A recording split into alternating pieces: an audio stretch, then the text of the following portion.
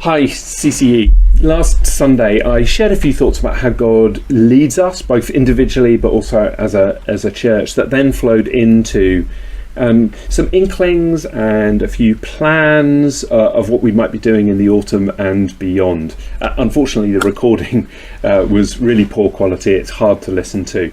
And so our plan is that after the summer we'll re-record some of those videos in a little bit more detail, but I just wanted to give you a very brief summary of what I shared that Sunday, and you'll find a bit more information on one or two things in this week's newsletter. I talked a little bit from Genesis 12 about the call of Abraham to leave where he was living and go to the land that God would show him, which must have left so many questions and unanswered things that he just didn't know what that was going to look like. But he was invited to go on a journey in the midst of the uncertainty.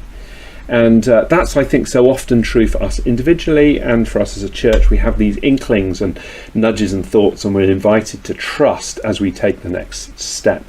And then a little bit from Ezra 3 about rebuilding the temple, new temple, and the sense of loss of the old temple, and the sense of excitement about God's doing something new, and how we need to learn how to journey through loss.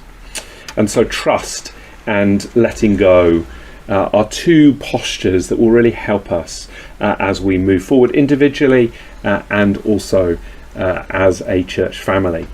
And then there were three things that we just talked about. The first one was about the place of the local, our places where we live, our neighbourhoods, alongside the King's Hall. And we're not coming with a cookie cutter approach or a kind of pattern that everybody's going to fall into. Really, the invitation is for us to reflect on personally what is the place of the locality for us as an individual or as a family alongside the King's Hall. And we just have a sense that for many of us, we've discovered places in our local neighbourhoods, walks during the last 2 years of the pandemic, that maybe we've met neighbours, that we have a greater appreciation maybe of the place where we are living and rooted. And yet also I think there's an appreciation of what God is doing in the King's Hall as we gather together from all places around the city and beyond, and there's such a lot of life in the King's Hall. And so we want to just nurture and resource both of those things and see what emerges. And it could be that in a local neighbourhood that you want to gather with your connect area or people that live in that area. Maybe you want to do kind of dinner party church, or maybe you're interested in running an alpha group, or maybe it's getting together with some others and doing a prayer walk, or inviting neighbours around for a meal.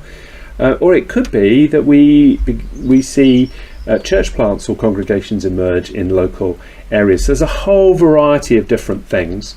Alternatively, you may feel actually you're really connected and you want to help resource what's happening in the King's Hall. And so this is a both and approach here, but we're just interested and we want to invite us just to reflect on the place of our local neighbourhood. So that was the first thing. Second thing was about mission. We do sense this local is important and we want to resource that. We also sense workplace and just how we help and equip people to be ambassadors, to live for the kingdom in our workplaces. That might be sharing our faith, but that's only a small part of it. But how can we live with integrity as ambassadors of the kingdom in our workplace? And so Ashley is going to be leading a workplace training course, and she's done a video on that. That will start in the autumn and run for the best part of a year.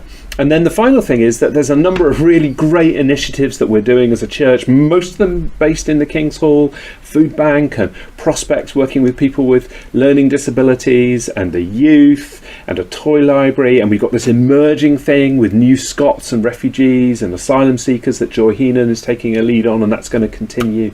And we'd like to run a mental health course called Kintsugi Hope, probably starting in the early part of 2023. And so there's these initiatives that will bring wholeness and well-being and help people be fully alive. That's part of our reason why we exist. And then so that's the mission bit. And then finally we just talked about raising up a new cohort of people who will lead and contribute and serve within the King's Hall, and we so appreciate people who've done that over the years, and some of them have retired just recently. But we need to be raising up, training up people who are able to contribute to the church, and actually people who will lead with integrity in other places. And so we want to run, this is much larger than this, but as a next step we want to run a course based around the book Emotionally Healthy Spirituality, that invites people to go on a journey of kind of that inner journey of emotional health, but also of spiritual health, that will help us be the kind of people that will then lead, serve, contribute in healthy ways to create healthy churches or healthy organisations wherever we are. Alan Cox and I are going to be leading that probably monthly, again over the best part of a year, probably starting in the autumn, and we would invite you to participate in that if you're interested in growing as a person and as a leader.